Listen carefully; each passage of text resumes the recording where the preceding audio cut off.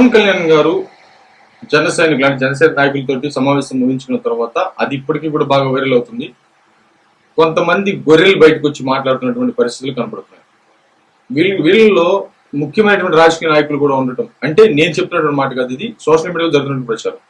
ఇప్పుడు ఉండవల్లి అరుణ్ కుమార్ గారు కానీ లేకపోతే తులసి చంద్ అనేటువంటి ఒక ఆమె కానీ వీళ్ళందరూ గొర్రెలతో పోలిస్తూ విపరీతంగా ట్రోల్ చేస్తున్నటువంటి పరిస్థితులు ఉన్నాయి. ఈ గొర్రెలు ఎప్పుడు మారితే తెలియదు.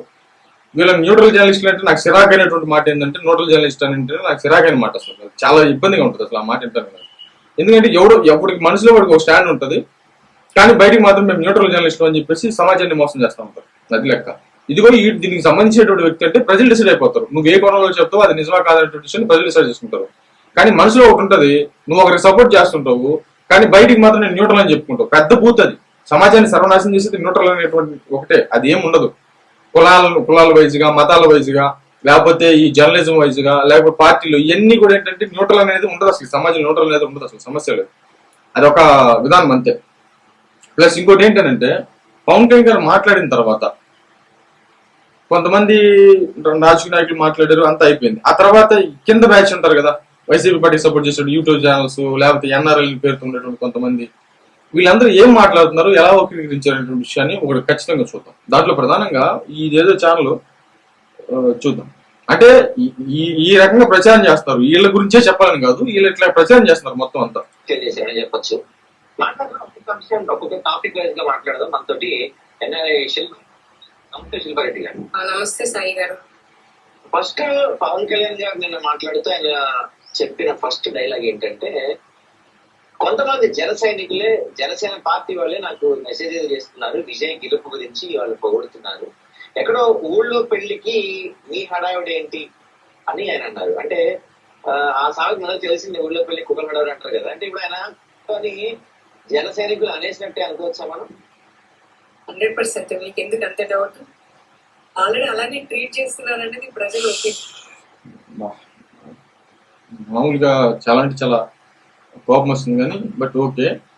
దాన్ని ఏంటంటే సరే పవన్ కళ్యాణ్ గారు ఏం మాట్లాడారు చూద్దాం. వీళ్ళు ఏం మాట్లాడుతున్నారు, జన సైనికులు అంటే విజయ్ గెలిచారు మీరు కూడా అలా చేయొచ్చు కదా అనేటువంటి విధంగా జన సైనికులు మాట్లాడారు.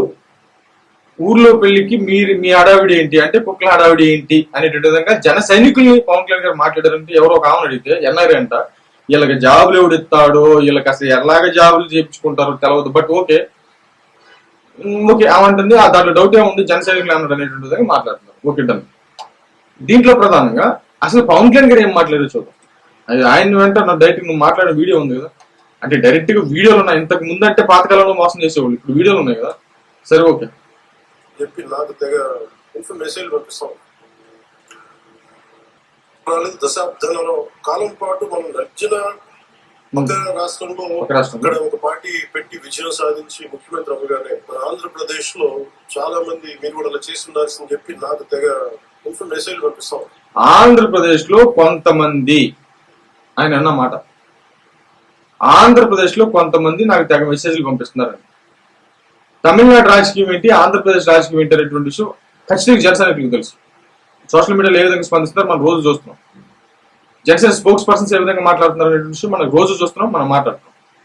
దీంట్లో ప్రధానంగా మామూలుగా అక్కడ తమిళనాడులో రాజకీయ శూన్యత ఏర్పడింది, ఒక మంచి నాయకుడి కోసం చూస్తున్నారు, ఆల్టర్నేటివ్ నాయకుడి కోసం చూస్తున్నారు అనేటువంటి విషయం క్లియర్ గా అర్థమవుతుంది అక్కడ రాజకీయ పరిశీలిస్తే. ఇక్కడ అలా కాదు. ఇప్పుడు చంద్రబాబు నాయుడు గారు రిటైర్డ్ అవ్వలేదు, లేకపోతే జగన్మోహన్ రెడ్డి గారు మామూలుగా రాజకీయాలు వదిలేదు, లేకపోతే సిబిఐ ఈడీ కేసులకు సంబంధించిన జైలుకి వెళ్ళలేదు, ఏమీ అవ్వలేదు. ఇక్కడ ఇద్దరు ఉన్నారు. ప్లస్ రెండు పార్టీలు బలమైన పార్టీలు గ్రౌండ్ లెవెల్లో వాళ్ళ డబ్బు ఉంది, అంటే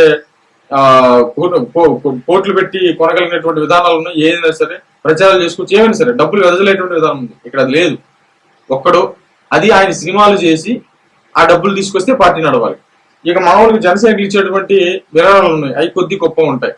వీటితో మాత్రమే పార్టీ నడవాలి. కానీ అట్లా కాదు, అక్కడ వందల వేల కోట్లతో పార్టీ నడుస్తూ ఉంటుంది. ఒకటి ఏదైనా పారిశ్రామికవేత్త తీసుకొచ్చి ఏదైనా 100 కోట్లు కావాలంటే తీసేస్తాడు. రేపు పొద్దున పార్టీ అధికారంలోకి వచ్చిన తర్వాత వాళ్ళకి ఏదో ఆలోచనలు ఉంటాయి సంథింగ్. ఇట్లాగా చేసేటువంటి రాజకీయం ఆయనకి తెలియక, ఇలాంటి పనికిమాలిన విధానం తెలియక ఆయన అట్లా ఉండిపోయాడు, అట్లా ముందుకు వెళ్తాడు. అలాగని చెప్పేసి దేశ ప్రధాని ఇంటికి రప్పించాడు. ఇక అంతకంటే ఏం కావాలి? బట్ ఆయన మాట్లాడిన మాట అసలు సంబంధం లేదు. జన సైనికులు అన్నటువంటి మాట అబద్ధం. వీళ్ళు అలా ప్రచారం చేస్తున్నారు. ఎంత దారుణమైనటువంటి విషయం ఇది. మరేమో తెచ్చు